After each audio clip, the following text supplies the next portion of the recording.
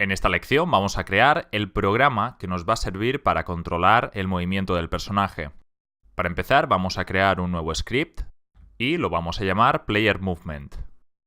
Una vez creado lo arrastramos hasta el player y veremos, como siempre, cómo se nos añade a la lista de componentes de este objeto. Para empezar esta lección es importante configurar el atributo ejes de mouseLook a mouseX. A continuación abrimos Player Movement.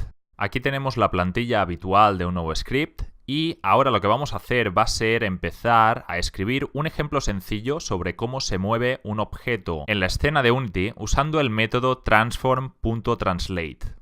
Aquí ya he terminado de escribir el ejemplo que os comentaba. Para empezar arriba podéis ver que hay un nuevo atributo público. Este es public float speed y se encargará de determinar la velocidad de movimiento. Aparte de este atributo, la única diferencia respecto a la plantilla anterior es la línea que veis dentro de Update.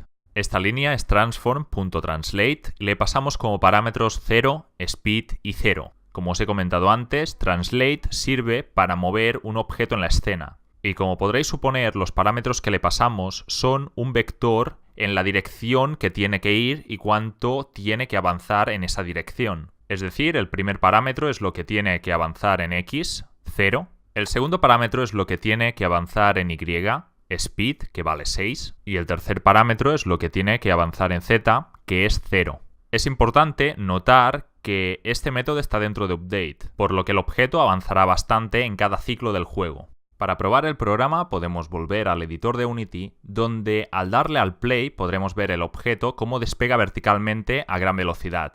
Ahora tengo el objeto seleccionado y es importante que os fijéis en cómo varía la Y de la transform. Ahora que hemos visto un ejemplo sencillo sobre cómo se mueve un objeto en Unity, vamos a añadir algo de complejidad al programa para que se acerque más al resultado que nosotros queremos. Acabo de añadir unos cuantos cambios al programa. Para empezar, hay dos líneas más dentro de Update. Estas dos líneas son dos variables, delta X y delta Z, y a cada una de ellas le asignamos un input del teclado. Para empezar, la primera de ellas es float delta X. A esta variable le asignamos el valor obtenido del método input.getAxis, pasándole como parámetro horizontal. Esto de aquí simplemente se activa al nosotros pulsar A y D o la flecha izquierda y derecha. Cuando nosotros pulsemos una de estas teclas, el programa recibirá un valor. Después lo que hacemos es multiplicar ese valor por la velocidad, es decir, 6, y guardamos el resultado dentro de la variable delta X. La variable delta Z también guarda los valores de input.getAxis, pero en lugar de los inputs horizontales de movimiento, guardamos en ella los inputs verticales. Es decir, cuando nosotros pulsemos las teclas W, S o las flechas arriba y abajo, el método input.getAxis con el parámetro vertical recibirá un valor. Ese valor se multiplicará por 6 y se guardará dentro de la variable float delta Z. La siguiente línea ya la conocéis, es el método translate que aplicamos sobre la transform, pero los parámetros que le pasamos hacen la diferencia. El método translate recibe un cambio en X, Y y Z como parámetros. Como este método translate está dentro del update, eso significa que la posición del objeto se actualizará en cada frame del juego. Los parámetros que le especificamos son los de X y Z, que son precisamente de los que obtenemos input de teclado. Ahora que tenemos eso claro, guardamos este programa y volvemos al editor de Unity. Recordad que antes hemos cambiado el atributo ejes del componente mouseLook a mouseX. Eso es importante para la prueba que vamos a hacer a continuación. Ahora sí, le podemos dar al play. Para empezar, con el ratón veis que puedo mirar hacia los lados y con las flechas del teclado me puedo mover por el mapa. Como podéis comprobar, ahora mismo el juego tiene dos fallos. 1. Nos movemos demasiado rápido y 2. Atravesamos las paredes. Estos problemas los vamos a solucionar después. Ahora creo que sería interesante ver la lista de inputs con los que podemos tratar en Unity. Es decir, la lista de maneras con las que podemos controlar cosas dentro del juego. Para eso vamos al editor de Unity y si pulsamos Edit, Project Settings, Input, veréis como a la derecha, dentro del inspector, nos aparece una lista que podemos desplegar con todos los controles a los que tenemos acceso con Unity. Aquí nos aparece una lista de los diferentes inputs y sus teclas correspondientes. Para continuar, cambiamos a Visual Studio, donde podemos solucionar el primer problema que os he comentado antes. El problema por el cual el personaje se movía demasiado rápido. La razón por la que el personaje se mueve rápido no es porque speed sea demasiado alto, sino que se debe a que ahora mismo el ordenador en el que estoy ejecutando el juego es demasiado rápido. Por eso el juego tiene muchos ciclos y en cada ciclo se actualiza la posición, lo que hace que el personaje se mueva demasiado rápido. Lo que queremos conseguir es que el código sea independiente de la velocidad de la máquina. Eso es porque no todos los ordenadores tienen la misma velocidad, y de esa velocidad dependen los ciclos del juego o los frames y por tanto las veces que update se ejecuta. Pero por suerte, Unity nos proporciona una herramienta para solucionar este problema. En pantalla podéis ver que he actualizado el código. La diferencia respecto a lo que había antes es que ahora multiplicamos la delta X y la delta Z por time delta time. El delta time es la cantidad de tiempo que ha pasado entre el frame anterior y el actual. Este valor, como hemos comentado antes, varía según el ordenador que ejecute el juego. A cuantos más frames por segundo funciona el ordenador, menor es el valor de delta time, por lo que al multiplicarlo por nuestra velocidad conseguimos que nuestro personaje se mueva a las mismas unidades por segundo en cualquier ordenador. Como ejecutaremos el juego en el mismo ordenador, lo único que veréis es que el personaje se desplaza más lentamente. Ahora le podemos dar al play y ahora podemos jugar como antes, pero a la hora de mover el personaje veis que es bastante más lento de lo que era antes. Ahora que nuestro juego incluye el delta time, es independiente a los ciclos que tenga el PC. Eso soluciona el primer problema que tenía el juego. El segundo, si os acordáis, es que el personaje podía atravesar las paredes, y eso va a ser lo que vamos a solucionar a continuación. Para solucionar ese problema, lo que vamos a hacer es uso del Character Controller, que es un componente que asignamos a nuestro player hace unas cuantas lecciones. Podéis ver en pantalla cómo he introducido unas cuantas líneas más al programa. Para empezar, arriba del todo podéis ver que tenemos un atributo privado del tipo Character Controller y que se va a llamar originalmente / Character Controller. Este atributo se va a encargar de guardar la referencia al Character Controller que importaremos más abajo. Eso lo conseguimos dentro del método start. Veis que hay un método llamado getComponent y que pone entre un símbolo menor que y mayor que Character Controller. Este método nos permite acceder a los otros componentes del objeto al que nosotros le hayamos asignado este script. Este script ahora mismo está en el player, por tanto, a través de este método, usando esta fórmula, puedo acceder a los otros componentes que tenga.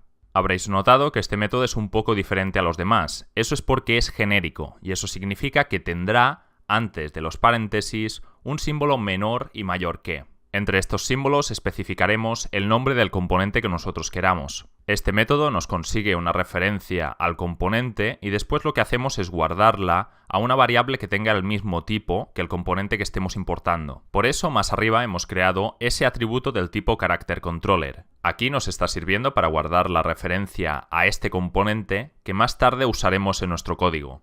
Ahora, si miráis más abajo en el método update, veréis que se ha ampliado un poco. Para empezar, las dos primeras líneas son iguales a lo que teníamos antes. Estas dos variables son delta X y delta Z y cada una de ellas recibe el input horizontal y vertical respectivamente del teclado. Lo que hacemos en la siguiente línea sí que es diferente. Estamos creando una variable llamada movement del tipo vector3. Este nuevo vector lo creamos con los valores de delta X y delta Z dejando la Y a 0. Recordad que cuando estamos creando un vector, cada uno de los tres parámetros corresponde a una de las direcciones X, Y y Z. En la siguiente línea hacemos uso de un nuevo método, ese es vector3.clampMagnitude.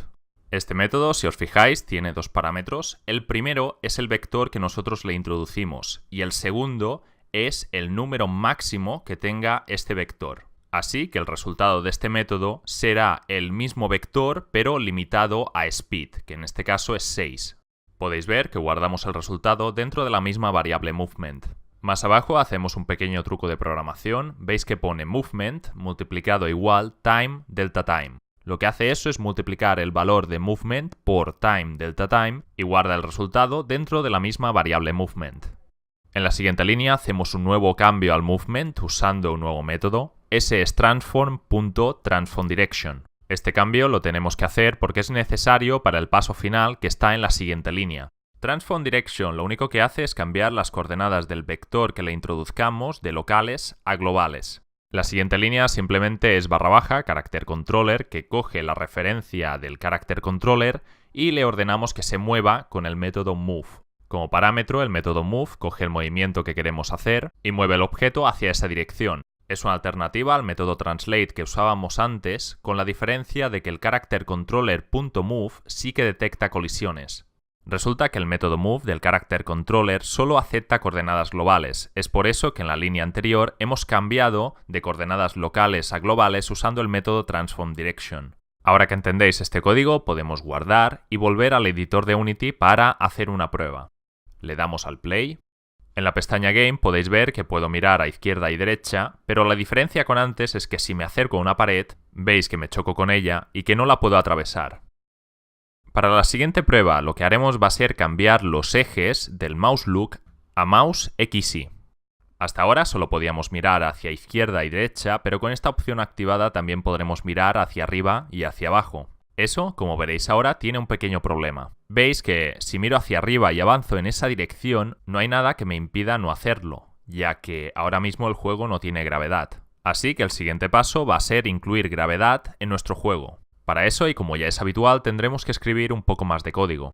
En pantalla podéis ver que ya he realizado esos cambios. Arriba tenemos un nuevo atributo llamado Gravity, que vale -9,8. Este atributo va a controlar la gravedad de nuestra escena. El otro cambio es que Update ahora al final pone Movement en Y es igual a Gravity. Eso significa que nosotros, aunque dentro del juego indiquemos que queremos movernos hacia arriba, el vector de movimiento sería reescrito con la Y indicando -9,8, y eso significa que no podremos despegarnos del suelo. Para comprobar que todo funciona correctamente, volvemos al editor de Unity y le damos al play.